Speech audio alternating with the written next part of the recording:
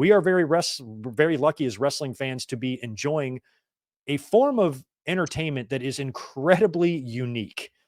Not many people can relate to wrestling fans because they don't know our world.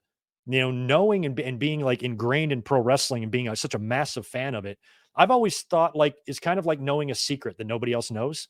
Yeah. Because nobody is really going to know where we're coming from when we talk about these things.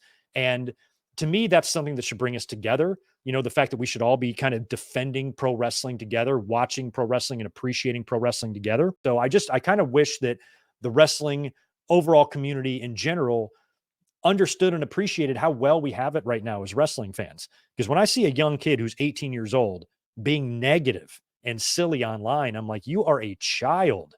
You don't even know how great this business can be.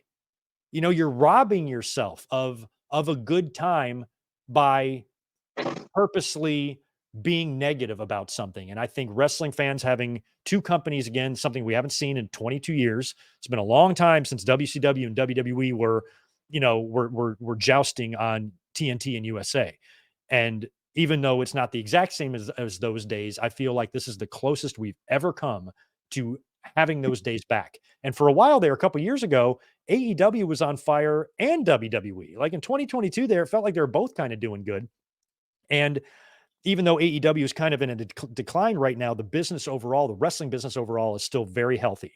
And we're seeing things that we haven't seen before. AEW's got a million different working agreements. WWE's working with TNA and NXT.